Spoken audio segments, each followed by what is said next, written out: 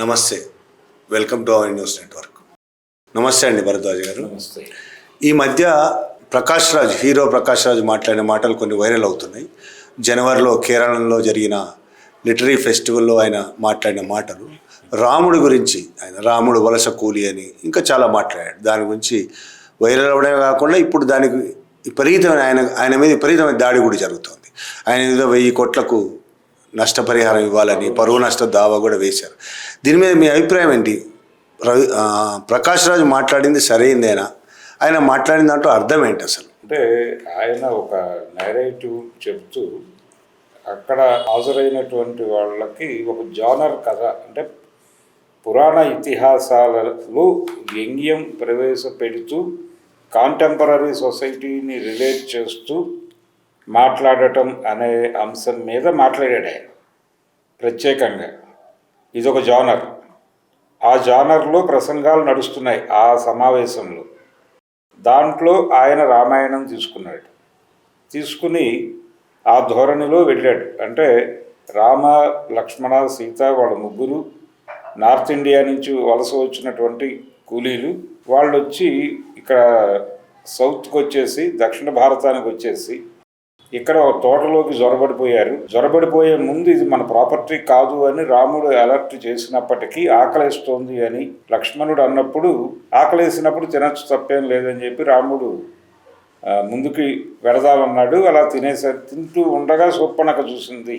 శూర్పణఖకి దండకారణ్యాన్ని అరణంగా ఇచ్చాడు రావణుడు అనేది అందరికీ తెలిసిన విషయమే. కాబట్టి ఆవిడ వచ్చి మన తోటలో ఎవరో పడి తినేస్తున్నారు అన్నా అని రావణుడికి కంప్లైంట్ చేసింది. ఆయన వచ్చాడు, ఏం చేస్తున్నారు మీరు అంటే, మేము ఇలా వచ్చామండి, ఇక్కడ పళ్ళు కనిపించినాయి, తింటున్నాం ఆకలేసి. అంటే ఆకలేసి తింటే తప్పు లేదు, కానీ బిల్ కట్టండి జిఎస్టీతో అన్నాడు ఆయన. ఈ జిఎస్టీ బిల్లు కట్టాలి అంటే నా దగ్గర డబ్బులు లేవు అన్నాడు. డబ్బులు లేకపోతే మీరు తిన్న పళ్ళలో నుంచి బయటకు వచ్చిన విత్తనాలని ఇక్కడ నాటి అవి పెరిగే వరకు ఇక్కడ పనిచేయండి అని చెప్పాడు ఆయన. ఇలా మొత్తం అలా చెప్పుకుంటూ వెళ్ళాడు ఆయన. ఈ నేరేటివ్లో ఆయన మొత్తం భారతీయులందరూ ఆరాధ్య దైవంగా కొలిచేటువంటి రాముడి ప్రతిష్టకి భంగకరంగా మాట్లాడటంతో పాటు ఆయన భక్తుల మనోభావాలను తీవ్రంగా గాయపరిచాడు అనేది ఆరోపణ. ఇది దాదాపుగా ఇక్కడ హిందుత్వ ప్రమోషన్ లక్ష్యంగా పెట్టుకుని పనిచేస్తున్న, ఆ పనిలో ఉన్నటువంటి అనేక భక్తి ఛానల్స్ అనే పేరుతో హిందుత్వ ప్రమోషనే బాధ్యతగా తీసుకుని పనిచేస్తున్నటువంటి అనేక యూట్యూబ్ ఛానల్స్ అలర్ట్ అయిపోయి ఇమ్మీడియట్గా వీళ్ళు రోజు వెతుకుతారు. హిందూ మతం మీద ఎవరైనా వ్యతిరేకంగా మాట్లాడారా అని వెతికి, ఆ వెతుకులాటలో ఏది దొరికితే దాన్ని తీసుకొచ్చి హైలైట్ చేసి దాడి చేయటం అనేది వీళ్ళ ప్రోగ్రాం. మేము ఇన్ని చేశాం అని చెప్పుకోవడం ద్వారా వాళ్ళు అక్కడి నుంచి డబ్బులు తెచ్చుకోవాలనేది వాళ్ళ వ్యూహం కావచ్చు. ఇలా వీళ్ళు ప్రకాష్ రాజ్ మాటల మీద దాడి చేశారు. కానీ జనవరిలో మాట్లాడిన మాటలు ఇప్పుడు ఎందుకు బయటకు వచ్చినాయి, ఇప్పుడు ఎందుకు వైరల్ చేస్తున్నారు, ఇప్పుడు ఎందుకు దాని మీద చర్చలు చేస్తున్నారు, దాడులు చేస్తున్నారు అనేది నా గొడవ. అంటే వాంటెడ్గా ఇప్పుడు తమిళనాడులో ఎలక్షన్ పోలింగ్ జరుగుతుంది ఇంకో 2 రోజుల్లో. ఈ జరగటానికంటే ఒక 1 వీక్ బిఫోర్ దీన్ని బయటకు తీసుకొచ్చి రచ్చ మొదలు పెట్టారు. కేరళలో పోలింగ్ జరగాలి, అలాగే బెంగాల్లో కొంత పోలింగ్ జరగాలి. కాబట్టి ఈ ఎన్నికలను ఇన్ఫ్లుయెన్స్ చేయడానికి, హిందూ ఓట్లని కన్సాలిడేట్ చేసుకోవడానికి ప్రకాష్ రాజుని వాడుకునే ప్రయత్నం ఏమైనా చేస్తున్నారా వీళ్ళు? హిందూ మతం ప్రమాదంలో ఉంది. ప్రకాష్ రాజు ఆయన నాస్తికుడు మాత్రమే కాదు, ఆయన క్రైస్తవుడు కూడా అనే విషయం రీసెంట్గానే వీళ్ళకి అర్థమైంది. అంటే ఆయన మదర్ చనిపోయిన సందర్భంగా ఆవిడ అంత్యక్రియలు అవన్నీ క్రైస్తవ పద్ధతిలో జరిగినప్పుడు ఆయన బహిరంగంగా ఒక మాట చెప్పాడు, మా అమ్మగారి అంత్యక్రియలు మత సాంప్రదాయాల ప్రకారం జరిగాయి, ఆవిడ అలా జరగాలని కోరుకున్నారు, దాన్ని గౌరవిస్తూ నేను అలాగే జరిపాను, ఇది ఒక డెమోక్రాటిక్ నేచర్లో జరిగిన వ్యవహారంగా చెప్పుకున్నాడు ఆయన.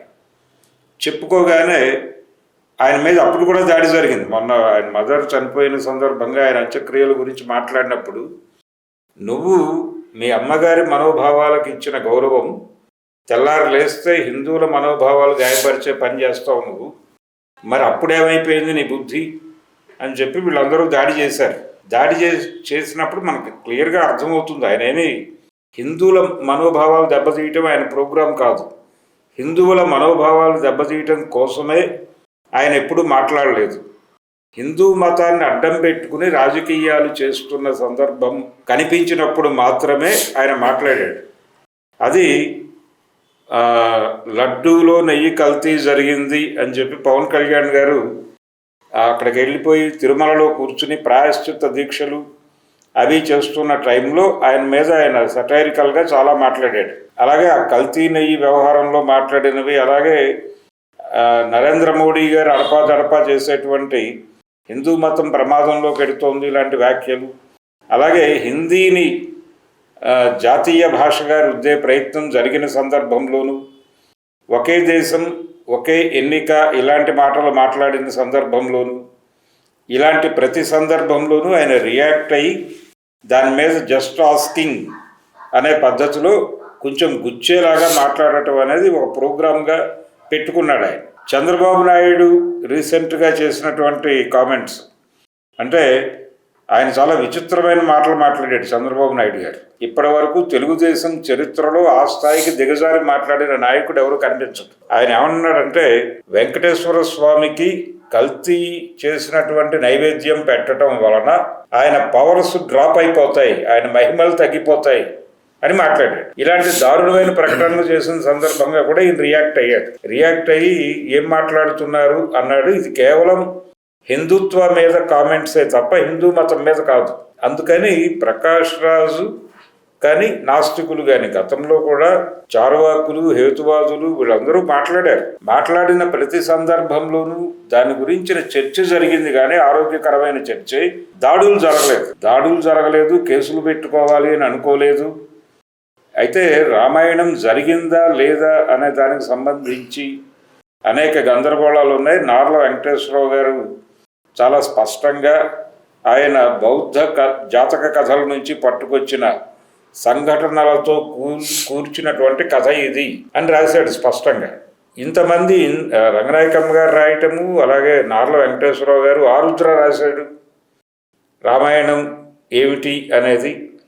ఇవి ఆ టైంలో వాళ్ళ మీద ఎప్పుడూ దాడులు జరగలేదు.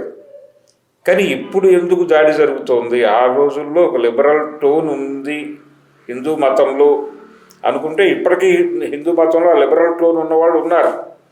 కానీ ఆ గొంతు నొక్కేసి హిందుత్వ వాళ్ళు బుల్డోజ్ చేసుకుంటూ వెళుతున్నారు. మతాన్ని రాజకీయాలతో లింక్ పెట్టి మతం ద్వారా రాజకీయ లబ్ధి పొందాలి, హిందూ మతం ప్రమాదంలో ఉంది అని నిరంతరం చెప్పడం ద్వారా హిందూ ఓట్లని కన్సాలిడేట్ చేసుకుంటే తప్ప మనం అధికారంలోకి రావడం కుదరదు అనే ఒక మూఢ నమ్మకంతో వీళ్ళు ఇలాంటివన్నీ తవ్వి తీస్తున్నారు. ఈ ప్రయాణంలో భాగంగానే చాలామందిని రోడ్డు మీద పెట్టే ప్రయత్నం చేస్తున్నారు. ప్రకాష్ రాజు మాట్లాడిన స్థాయిని మించి మాట్లాడిన వాళ్ళు గతంలో చాలామంది ఉన్నారు. పెరియారు అంతకంటే సీరియస్గా మాట్లాడినవాడు కదా. పెరియార్ మాట్లాడాడు అంటే పెరియార్ మీద కూడా దాడి జరుగుతోంది ఇప్పుడు. పెరియార్ మీద అంటే ఆయన వాంటెడ్గానే గీత గీశాడు. రాముడు ఆర్యుడు, అలాగే రావణుడు ద్రావిడ అని చెప్పడంలో ఆయన ఒక లైన్ గీశాడు. ఆయన తద్వారా ద్రవిడ రాజకీయాలను ప్రమోట్ చేయడం కోసం రామాయణాన్ని వాడుకున్నాడు అని పెరియార్ మీద కూడా దాడి జరుగుతోంది. వీళ్ళు చేస్తోంది అదే. వీళ్ళు రాముణ్ణి వాడుకోవడం ద్వారానే వీళ్ళు నడుపుతున్నారు రాజ్యాన్ని. ఆయన రాముణ్ణి విమర్శించడం ద్వారా రాజకీయం చేస్తే చేసుండొచ్చు. వీళ్ళు ఆయన్ని విమర్శించడం అనేది విచిత్రం. అలాగే ఇంకొక సిద్ధాంతం పుట్టించారు. రావణుడు దక్షిణాదివాడు కాదు, ఆయన వింధ్య పర్వతాలలోనే ఒక సానువులో ఉన్నటువంటి లంక అనే ప్రాంతానికి ఆయన రాజుగా ఉన్నాడు అని ఒక కొత్త సిద్ధాంతం ఈ మధ్య తీసుకొచ్చారు. అయితే వింధ్య పర్వతాల నుంచి యువతలంతా దక్షిణాపథమే అని చెప్పారు. వింధ్య పర్వతాల్లోనే ఉన్నాడు కాబట్టి అతను దక్షిణానికి చెందినవాడు అనుకోవడంలో తప్పేం లేదు. రాముడు ఖచ్చితంగా ఉత్తరాన్ని నుంచే వచ్చాడు కాబట్టి ఉత్తరం నుంచి వచ్చాడు వలస కూలి అనడంలో బహుశా ప్రకాష్ రాజు గారి మనసులో ఇప్పుడు సౌత్ను తిని నార్త్ బతుకుతోంది అనే అభిప్రాయం ఒకటి బలంగా ఉంది. మనం ఈ మధ్య చూసాం, యాంటీ మార్వాడి పోరాటం జరిగింది. మార్వాడి గోబ్యాక్ అనేటువంటి పోరాటం తెలంగాణలో చాలా బలంగా ఒక నినాదం ముందుకొచ్చింది. అంటే ఇక్కడ వ్యాపారాలన్నీ వాళ్ళు కబ్జా చేసేసారు, వాళ్ళ కంట్రోల్లో తీసేసుకున్నారు. ఇక్కడ కూలీ రేట్లు పెరగకుండా చేస్తున్నారు వాళ్ళు వచ్చేసి. అంటే మీరు ఏ బంకులోకి వెళ్ళండి, ఏ హోటల్లోకి వెళ్ళండి, అక్కడ వీళ్ళందరూ కనిపిస్తారు మనకి. ఎవరు? బెంగాల్ నుంచి వచ్చిన వాళ్ళు, బీహార్ నుంచి వచ్చిన వాళ్ళు, ఉత్తరాఖండ్ నుంచి వచ్చిన వాళ్ళు, నేపాల్ నుంచి వచ్చిన వాళ్ళు, వీళ్ళందరూ మనకి అక్కడ ఎక్కడికి వెళ్ళినా కానీ తెలుగు వాడదు. అంటే తెలుగు ప్రాంతాలలో తెలుగు మాట్లాడటం కుదరని పరిస్థితి కల్పిస్తున్నారు వీళ్ళందరూ కలిసి.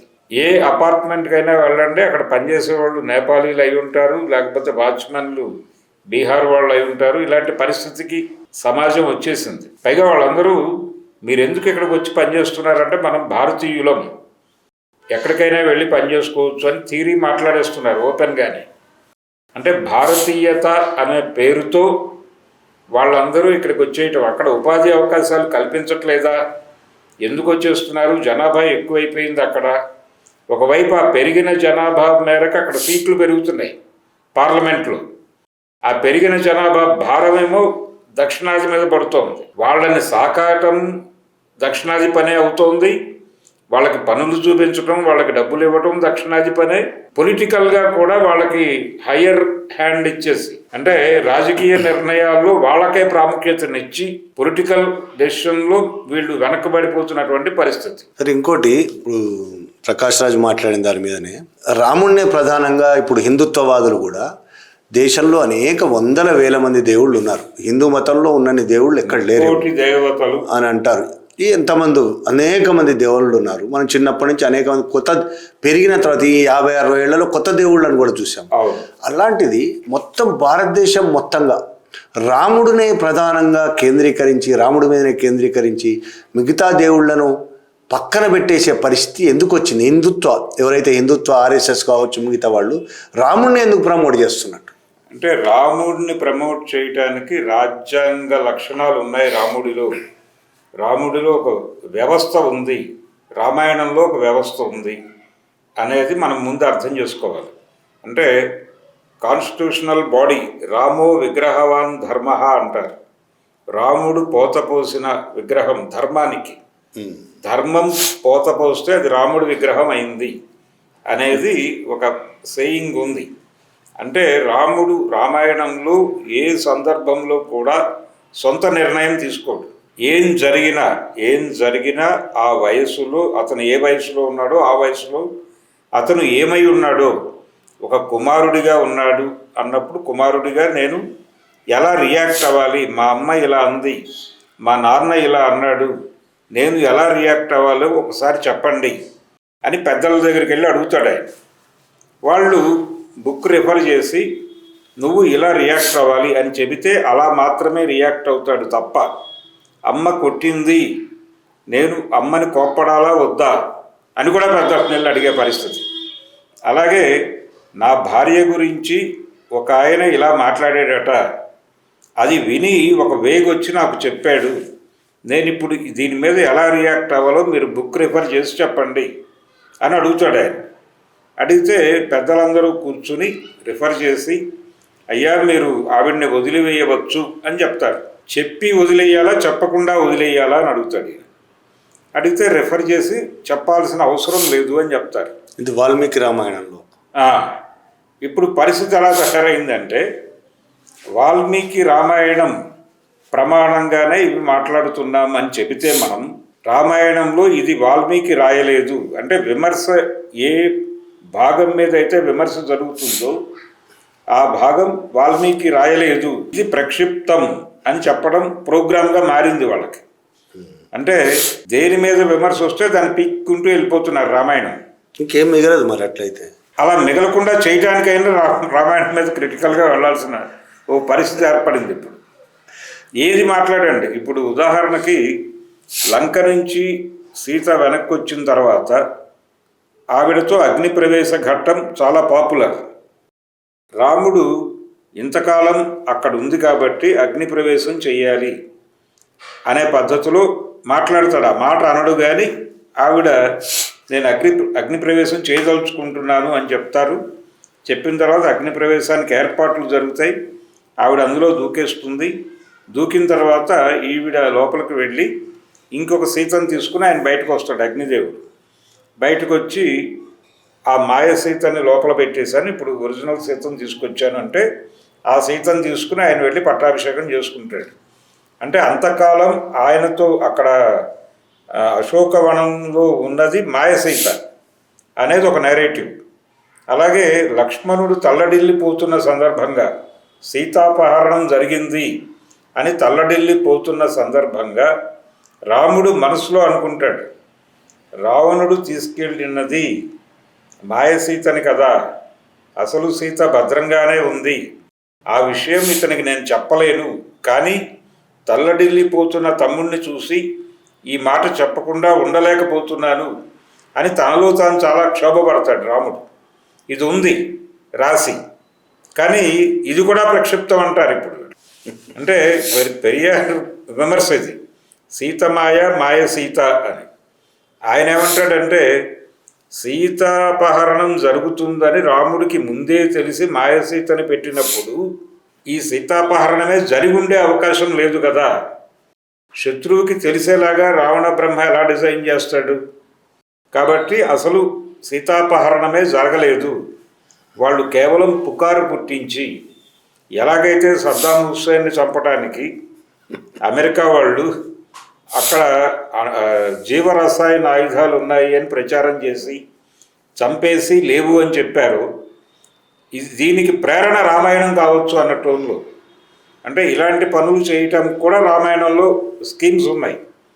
అంటే పుకారు యుద్ధం, ఎవరినైనా చంపాలంటే ముందు ఒక పుకారు పుట్టించాలి, ఒక వదంతి క్రియేట్ చేసి ఆ వదంతి ప్రాతిపదికన నిర్మూలన కార్యక్రమం జరగాలి, ఇది వ్యవహారం. అలాగే రాముడు అడవికి వెళ్ళినటువంటి పద్ధతి కూడా చాలా స్ట్రక్చరల్గా ఉంటుంది. ఆయన పట్టాభిషేకానికి అన్ని ఏర్పాట్లు జరుగుతూ ఉండగా దశరథుడికి సప్తఋషి మండలం నుంచి కబురు వస్తుంది. కబురు వచ్చి అక్కడికి వెళ్తాడు ఆయన మంత్రిని తీసుకుని. వెళితే నువ్వేం చేస్తున్నావు అని అడుగుతారు వాళ్ళు. అడిగితే పట్టాభిషేకం చేస్తున్నాను. ఎలా చేస్తావు? ముందు అతను అడవులకు వెళ్ళి అక్కడ వ్యవహారాలు చక్కదిద్దిన తర్వాత కదా పట్టాభిషేకం చేసుకోవాల్సింది అంటే, లేదు నేను ఆల్రెడీ ప్రిపేర్ అయిపోయాను, ప్రకటించేశాను అంటాడు. ప్రకటన ఆపటానికి ఏం చేయాలి అన్నప్పుడు ఈ కైక వరాల ప్రస్తావన తీసుకొస్తారు. అక్కడ తీసుకొచ్చి అప్పుడు కైకని ప్రవేశపెట్టి, అమ్మా నువ్వు ఈ కోరికలు కోరు, నీకు ఆ రోజున ఆయన నీ కోరికలు తీరుస్తాను అని చెప్పాడు కాబట్టి ఆ కోరికల్లో భాగంగా నువ్వు రాముడు అడవికి వెళ్ళాలి అని కోరుకో. ప్రపంచం ఈ ప్రకటనని మర్చిపోయి నీ గురించి బాధపడుతుంది, రాముడు అడవికి వెళ్ళి చేయవలసిన పనులు చాలా ఉన్నాయి అని చెప్తారు. ఈ అడవుల్లో దక్షిణాదికి వచ్చేసి దండకారణ్యంలోనూ ఇతర అరణ్య ప్రాంతాల్లోనూ తపస్సుల కోసం ఆశ్రమాలు కట్టుకున్నటువంటి మునులందరూ కూడా అక్కడున్న సంపదకి సంబంధించిన వివరాలు సంపాదించి ల్యాబొరేటరీలు నిర్వహించే ఆశ్రమాల్లో ఈ జ్ఞానాన్ని అయోధ్యకు పంపించి అక్కడ నుంచి ఇదిగో ఇక్కడ ఈ మధ్యకాలంలో మనకి గలడి తవ్వకాలు అని చెప్పి చూసాం. దక్షిణ భారతంలోనే ఖనిజ సంపద, ఆ రోజునే ఇక్కడ లోహం దొరికింది అని. అంటే అప్పటికి లోహం వాడకం ఉంది ఇక్కడ. మనకి చాలా స్పష్టంగా రామాయణంలో అర్థమవుతుంది. రామాయణంలో వీళ్ళు గదలు అవి వాడినటువంటి ఇది ఉంది, కానీ వాళ్ళు చెట్లు మాత్రమే వాడారు. వానరులు చెట్లు అవి పీకి వాడారు తప్ప ఆయుధాలుగా వీళ్ళు వాడిన ఆయుధాలు వాళ్ళు వాడలేదు. అంటే అప్పటికి వీళ్ళే నాగరికులు. ఈ అడవుల్లో ఉన్నటువంటి దక్షిణ భారతదేశానికి చెందిన వాళ్లే నాగరికులు. వీళ్ళ దగ్గర నుంచి ఈ సంపదని కొల్లగొట్టడం కోసం వచ్చాడు ఆయన.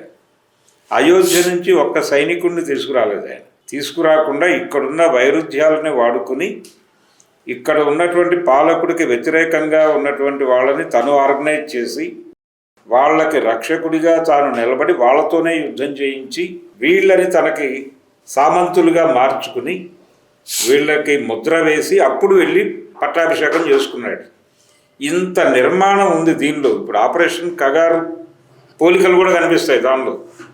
రామాయణంలో దాదాపు అదే జరిగింది. ఇప్పుడు అమిత్ షా గారు మరొకరు కార్పొరేట్లకు కట్టబెట్టడం కోసం అడవుల్లోకి వెళ్ళి అక్కడున్న వాళ్ళనే రెచ్చగొట్టేసి గందరగోళం క్రియేట్ చేయటం అనేది మనం మణిపూర్లో చూసాం. ఇలాంటి రూట్స్ ఉండటం వలన ఇప్పుడు రామాయణం అనేది వాళ్ళకి ప్రామాణిక గ్రంథం అయిపోయింది. అంటే రామాయణంలో ఒక స్ట్రక్చర్ ఉంది, ఎట్లా వ్యవస్థని అదుపు చేయాలి, ఎలా పట్టుకోవాలి, జనాలని ఎలా అంటే రాజ్యాంగబద్ధం చేయాలి, ఒక వ్యవస్థకి లొంగి ఉండేలాగా ఎలా మార్చాలి అనే దానికి సంబంధించిన రహస్యాలన్నీ రామాయణంలో ఉండటం వలన రామాయణం అనేది ప్రామాణిక గ్రంథమై ప్రకాష్ రాజ్ మీద కావచ్చు, చాలామంది మీద ఇప్పుడు దాడి చేస్తారు. రాముడి మీద విమర్శ కావచ్చు, కృష్ణుడి మీద, హిందూ మతం, వీటన్నిటి మీద చేస్తున్నారు కదా. రామారావు, ఎన్టీ రామారావు తన సినిమాల్లో ఇట్లాంటివి చాలా చేశాడు కదా, చాలా చెప్పాడు. డైలాగ్ పెద్ద పెద్ద మహాభారతానికి సంబంధించి అయితే అసలు చాలా దారుణంగా వీళ్ళు అసలు ఇప్పుడు రామారావు చెప్తే కొట్టేవాళ్ళేమో. మరి రామారావుని ఎందుకు ఏమనరు అంటే యమగోళ సినిమాలో ఆయన పురాణ విమర్శ శృతి మించి వెళ్ళాడు. అంటే దేవేంద్రుడిని ఆయన క్రిటిసైజ్ చేసినటువంటి పద్ధతి, అలాగే విశ్వామిత్ర సినిమాలో వశిష్ఠుడి మీద ఆయన చేసిన కామెంట్స్, అలాగే ఆయన రావణ పాత్ర చేస్తూ రాముడి మీద చేసినటువంటి విమర్శలు, ఆయన చాలా స్పష్టంగా చెప్తాడు. అయ్యా, మేము శూర్పణఖకి అరణంగా ఇచ్చాము దండకారణ్యాన్ని, కాబట్టి దండకారణ్యంలోకి ప్రవేశించాలంటే శూర్పణఖ అనుమతి పొందాలి కదా. ఆవిడ అనుమతి పొందకుండా దుర్మదాంధులైన ఆ నరఘాతకులేల ప్రవేశించిరి అని అడుగుతాడు. ఒకవేళ ప్రవేశిస్తే ప్రవేశించారు, ఆవిడ పుత్రుణ్ణి చంపారు వీళ్ళు, ఆవిడ కొడుకుని చంపారు ఎంటర్ అయ్యి అనేది చెప్తాడు. కొడుకు చచ్చిపోయాడనే శోకంలో ఉన్న ఆవిడని పట్టుకొచ్చి ఆవిడ తనతో ప్రణయ కలాపాలు సాగించడానికి ప్రయత్నం చేసింది అని ఎలిగేషన్ వేశారు. అంటే ఇలాంటి పుకార్లు పుట్టించడంలో వీళ్ళు సిద్ధాస్తులు అనేది కూడా ఎస్టాబ్లిష్ చేస్తాడు అక్కడ. చేసి ఈ ఇల్లీగల్ అఫైర్స్ అనేది నీతి బాహ్యులు వీళ్ళందరూ అనేది చెప్పడం ద్వారా చులకనపరిచి దాడులు చేయటం.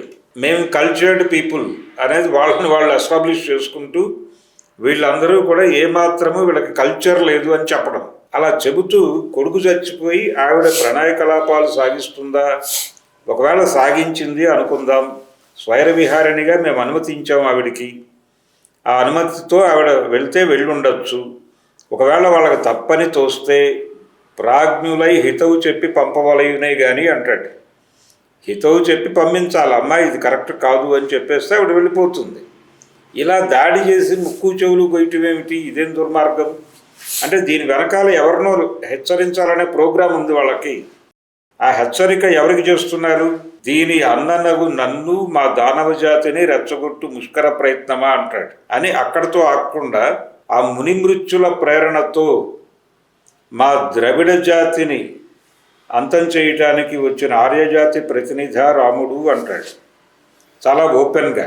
మునిమృత్యులు అంటే అంబానీ, అదానీ అంతే. ఆ మునిమృత్యుల ప్రేరణ అనేది ఎందుకు వాడతాడంటే వీళ్ళందరూ ఇక్కడ ఆశ్రమాలు కట్టుకున్నది రెక్కీ నిర్వహించడానికి. ఇక్కడ ఏమేమి సంపదలు ఉన్నాయి, ఖనిజ సంపదలు ఏమున్నాయి, ఇతర సంపదలు ఏమున్నాయి, మనం ఏది కొల్లగొట్టాలి ఇక్కడ అనేది రెక్కీ చేయడానికి వచ్చారు తప్ప వీళ్ళేదో ఇక్కడ ఆధ్యాత్మిక ప్రపంచం క్రియేట్ చేయడం కోసం కాదు అని చెబుతూ వీళ్ళు ఇచ్చిన నివేదికల ఆధారంగానే రాముడు వచ్చాడు ఇక్కడికి మన మీద దాడి చేయటానికి, మన సంపదలు కొల్లగొట్టడానికి అనే అర్థం ధ్వనించేలాగా మునిమృత్యుల ప్రేరణతో అనే మాట వాడతాడు. సేమ్ అట్లే ఉంది కదా, అంబానీ అదానీ కోసం కగారు పెట్టి అమిత్ షా మిలిటరీని దింపినట్టు. అంతే. అంటే ప్రస్తుతం జరుగుతున్న అనేక వ్యవహారాలకి మూలాలు రామాయణంలో కనిపిస్తాయి. అందుకని రామాయణం ప్రామాణికంగా తీసుకుని నడవాలి. ఏకపత్ని వ్రతము వారు మాత్రమే పాటించేవారు. మిగిలిన ఇప్పుడు రామాయణంలో వాలి నీతిమాలి ఉంటాడు వాళ్ళ పద్ధతిలో, ఈయన తమ్ముడి భార్యతో కూడా కూడి ఉంటాడు వాలి. అలాగే రావణుడు, వీళ్ళందరూ నీతి బాహ్యులు అని చెప్పడం, వీళ్ళ క్యారెక్టర్లు అసాసిన్ చేయటం అనే ప్రోగ్రాం. ఈ అసాసిన్ చేసినటువంటి క్యారెక్టర్లు చచ్చిపోయినా పర్లేదనే అనుభూతి జనాలకు కలిగించటం, ఇలా ప్రతి ఒక్కళ్ళని టార్గెట్ చేయటం. పర్టికులర్గా పుకారు యుద్ధం. ఒకరిని టార్గెట్ చేయాలంటే వాళ్ళ మీద ఉన్నవి లేనివి ప్రచారం చేయాలి ముందు. ఆ ప్రచారం చేసి ఒక గ్రౌండ్ ప్రిపేర్ చేసి అప్పుడు చంపాలి. మనం ఏదో గోబెల్స్ ఇవన్నీ మాట్లాడుతున్నాం కానీ ఈ గోబెల్స్ కంటే ముందే మన రామాయణంలో ఉంది దీని తాలూకా మూలాలు.